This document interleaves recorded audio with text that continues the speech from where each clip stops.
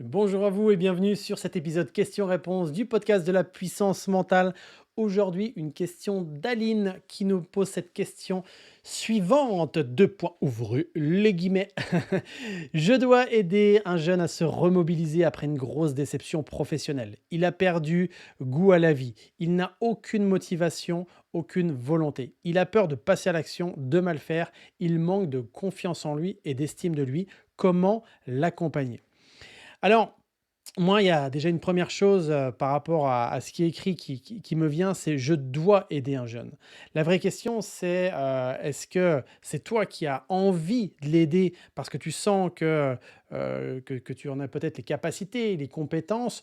Ou alors est-ce que c'est la personne qui t'a posé la question, heu de d'être aidé justement? Ou est-ce que c'est un de ses parents qui t'a demandé? Bref, c'est toujours intéressant de voir dans quel contexte se passent, ces moments, d'accompagnement et d'aide. Parce que je ne vous cache pas que pour aider quelqu'un, pour accompagner quelqu'un à justement à se remotiver, à trouver de la confiance, de l'estime personnelle, de la volonté, bah, c'est un métier aussi, ça s'apprend, d'accord? Nous, c'est pour ça qu'on forme pendant, plusieurs mois, et d'ailleurs on ouvre les portes, 2 fois par an au sein de l'académie de puissance mentale avec l'école francophone des coachs en préparation mentale. On ouvre les portes pour justement apprendre aux personnes à intégrer ces compétences de coaching en préparation mentale parce qu'il y a un positionnement à avoir qui est important. Donc Aline, la question que j'aurais envie de te poser, c'est dans quel contexte tout ça, ça se passe, d'accord? C'est la première des choses. Ensuite, la question à se poser, c'est: est-ce que ce jeune, lui, il a envie d'être aidé?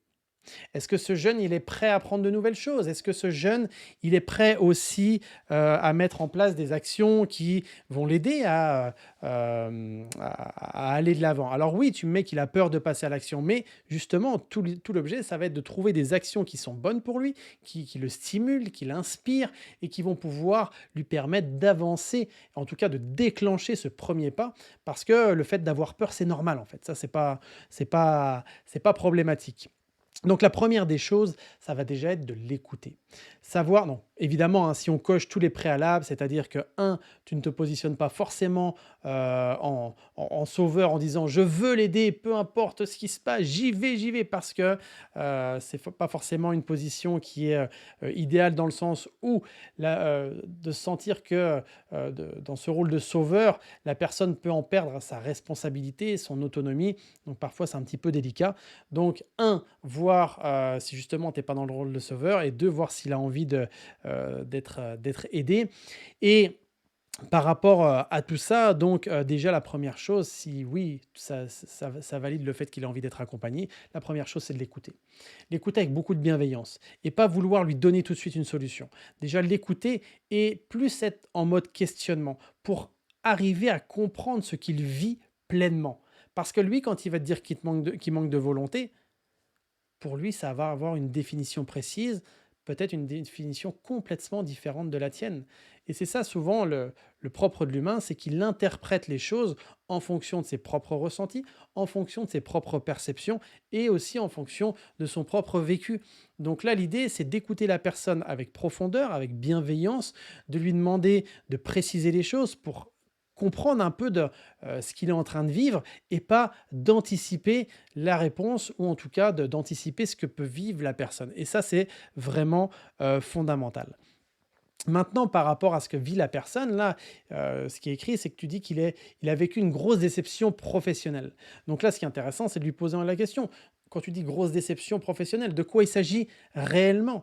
Maintenant, ce qui va quand on est coach en préparation mentale, la première chose effectivement, c'est d'écouter la personne, de comprendre dans quel univers il évolue et ensuite, de décrypter justement cette grosse déception, pouvoir voir, ce qu'il peut en tirer comme force, comme, ce qu'il en a comme apprentissage, voir ce qu'on peut, retirer de ce sac un petit peu, finalement, qui pourrait avoir cet aspect, désagréable. Parce que quand on a vécu justement une déception, qu'elle soit professionnelle, qu'elle soit personnelle, qu'elle soit tout autre, on a le sentiment de généraliser. Enfin, pas le sentiment, on a tendance à généraliser. On se dit: «Non, non, c'était qu'une situation merdique, il y a rien à en tirer». Alors qu'en réalité, de toutes les situations, on peut toujours en tirer une force, des apprentissages, justement pour ne pas reproduire des choses identiques dans le futur. Donc ça, c'est aussi, quelque chose d'intéressant.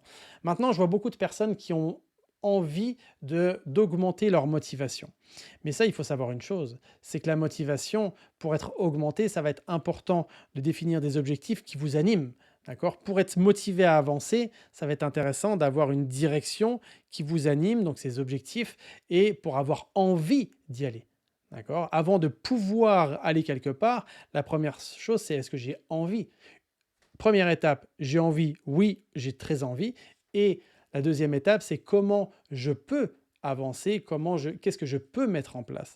Donc avant même de passer à l'action, parce que tu mec, il a peur de passer à l'action. Forcément, cette personne-là, du peu que je peux en lire, de ces 3 lignes, hein, peut-être que je me trompe aussi par rapport à tout ça, parce qu'encore une fois, euh, j'ai pas tous les éléments, mais avoir peur de passer à l'action quand on n'a pas forcément de direction, quand on n'a pas forcément quelque chose qui nous anime, oui, cette peur, elle peut se transformer en quelque chose de bloquant, elle peut se transformer en quelque chose de paralysant parce qu'on est complètement dans le flou, dans le vague. Alors que si on a une direction, on sait vers où aller. Peut-être qu'on ne l'atteindra pas cet objectif. Peut-être que il va falloir le réévaluer, mais c'est pas grave, on va quand même faire un premier pas. Et le fait de ressentir de la peur, c'est normal. Je ne cesse de le dire parce que ça, il faut bien que vous le compreniez. Et même quand je travaillais dans la police avec des services hautement spécialisés, bah, je vous invite même à réécouter le podcast avec le chef de groupe d'une unité spécialisée, hein, de la BRI. C'était le podcast numéro, c'était il y a 2, 3 semaines avant, donc vous pourrez l'écouter.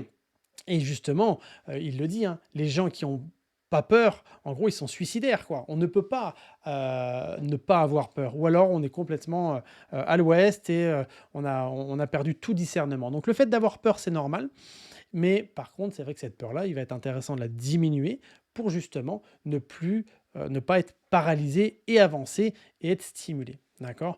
Donc ça, c'est vraiment, important et plus la personne, elle va se fixer une direction qui l'anime, plus elle va s'autoriser à faire des petites actions et on n'est pas obligé de faire des grosses actions au départ. Les petites actions, ça va être de passer, par exemple, un coup de fil à quelqu'un, de faire un mail, de regarder une vidéo, bref, des petites actions. Après, on va rentrer dans une sorte de mécanisme, dans une sorte de process qui va vous permettre justement, enfin qui va permettre à la personne d'augmenter après ce passage à l'action pour que justement ça vienne nourrir ce qui est important pour elle. Ok. Et au fur et à mesure, parce que la personne, Aline nous dit qu'elle manque de confiance en elle et d'estime de lui, forcément. Forcément, parce qu'elle ne passe pas à l'action. En fait, j'ai aussi envie de vous faire la différence, de vous préciser cette différence entre la confiance en soi et l'estime de soi. C'est pas la même chose. En fait, l'estime de soi, c'est quelle valeur on se porte. D'accord? Quelle estime on se donne. D'accord? À combien on s'estime. Ok? Et la confiance en soi, donc forcément, les deux sont liés. Plus on va avoir une estime personnelle qui va être juste, plus la confiance en soi va être juste. La confiance en soi, c'est cette capacité, cet état d'esprit à croire en ses habiletés, en ce que l'on sait faire, en qui l'on est, etc. D'accord? Donc, plus on va avoir une estime personnelle haute et plus la confiance en soi va être développée. Mais la confiance, c'est ni plus ni moins qu'un état d'esprit qui va vous permettre de passer à l'action. D'accord? Et tout ça, ça va venir très simplement, de où est la personne, vers où elle veut aller, en passant régulièrement à l'action et au fur et à mesure de reprendre du recul par rapport aux actions qu'elle a mis en place pour se rendre compte des bonnes choses qu'elle a mis en place, des choses qui sont améliorées et rien que de faire des feedbacks comme ça va permettre d'augmenter son estime personnelle, sa confiance en elle, la façon dont elle se voit, son énergie, sa motivation et tout ça, ça va aller dans un process. Et encore une fois, je termine là-dessus, le fait d'avoir parfois une motivation haute, parfois une motivation basse, parfois d'avoir beaucoup de peur, parfois beaucoup moins peur, c'est normal. D'accord? C'est les fluctuations, c'est la vie. C'est que vous êtes en vie, en fait. Donc, c'est plutôt rassurant. OK? Donc voilà, Aline, j'espère que ça a répondu à ta question sur le fait de pouvoir aider cette personne. Et encore une fois, c'est juste marqué le prénom Aline, donc je ne sais pas si on se connaît ou pas. En tout cas, merci beaucoup pour cette question. Peut-être aussi que ça vous a aidé, vous qui avez écouté, en tout cas jusque maintenant, cet épisode. Peut-être qu'il peut aider aussi une autre personne. N'hésitez pas à le partager. Et comme d'habitude, je vous incite, je vous invite. Non, je ne vous force pas, évidemment, chacun est libre et prend que ce qui est bon pour lui, mais Si vous avez quelques petites secondes devant vous pour mettre quelques étoiles sur Spotify et si vous êtes sur Apple, d'aller sur Apple Podcast, mettre un maximum d'étoiles avec un commentaire, j'en serais extrêmement reconnaissant parce qu'évidemment, ça augmente la visibilité de ce podcast et donc ça aide un maximum de monde. C'est ça l'objectif ultime. Prenez soin de vous. Je vous dis à un prochain épisode, à une prochaine fois et le meilleur reste à venir. N'oubliez pas. Allez, bye tout le monde.